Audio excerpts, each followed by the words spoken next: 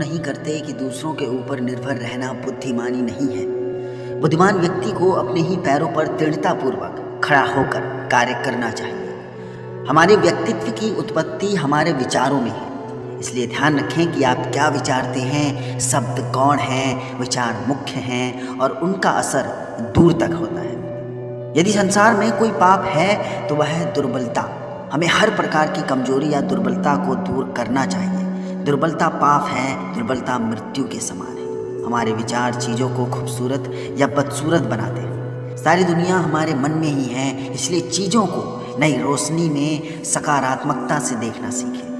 यदि अच्छी चीज़ें आए तो उनका स्वागत है, यदि वो जाती हैं तो भी उनका स्वागत है। जाने दो, जब वह जाती हैं, जब वह आती हैं तब भी धन्य है, जब जाती हैं तो भी धन्य है। दुनिया में अधिकांश लोग इसलिए असफल हो जाते हैं क्योंकि विपरीत परिस्थितियां आने पर उनका साहस टूट जाता है और वह भयभीत हो जाते हैं। आप जोखिम लेने से भयभीत ना हो। यदि आप जीतते हैं तो आप नेतृत्व कर सकते हैं, यदि हारते हैं तो आप दूसरों का मार्गदर्शन कर सकते हैं। जब तक मनुष्य के जीवन में सुख दुख नहीं आएगा, तब तक मनुष्य को यह एहसास कैसे होगा कि जीवन में क्या सही है और क्या गलत है। जो आपकी मदद कर रहा है उन्हें ना भूलें, जो आपको प्यार कर रहा है उनसे नफरत ना करें, जो आप पर विश्वास कर रहा है उन्हें धोखा ना दें। पढ़ने के लिए जरूरी है एकाग्रता, एकाग्रता के लिए जरूरी है ध्यान। ध्यान से ही हम इंद्रियों पर संयम रखकर एकाग्रता प्राप्त कर सकते हैं। धर्म ही हमारे राष्ट्र की जीवन शक्ति है। यह शक्ति जब तक सुरक्षित है तब तक विश्व की कोई भी शक्ति हमारे राष्ट्र को नष्ट नहीं कर सकती। तुच्छ वस्तुओं के लिए कभी प्रार्थना ना करें। यदि आप केवल शारीरिक आराम की ही आकांक्षा करते हो तो पशु और मनुष्य में क्या अंतर है।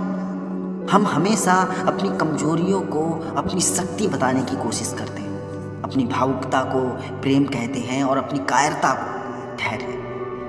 जब लोग तुम्हें गाली दें तो तुम उन्हें आशीर्वाद की तरह सोचो कि तुम्हारे झूठे दंभ को बाहर निकालकर वो तुम्हारी कितनी मदद कर रहे हैं। हमें ऐसी शिक्षा चाहिए जिससे चरित्र का निर्माण हो, मन की शक्ति बढ़े, बुद्धि का विकास हो और मनुष्य अपने पैरों पर खड़ा हो सके।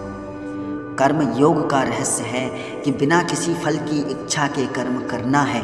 यह भगवान कृष्ण द्वारा श्रीमद् भगवद गीता में बताया गया है। जिस समय जिस काम के लिए प्रतिज्ञा करो, ठीक उसी समय पर उसे करना ही चाहिए, नहीं तो लोगों का विश्वास उठ जाता है। जीने के साथ लगातार सीखते भी जाना चाहिए। इस भरोसे पर नहीं रहना चाहिए कि उम्र अपने साथ बुद्धि भी लेकर आए।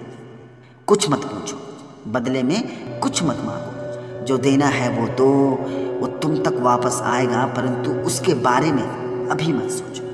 जो सत्य है उसे साहसपूर्वक निर्भीक होकर लोगों से कहो। उससे किसी को कष्ट होता है या नहीं, इस पर ध्यान मत दो।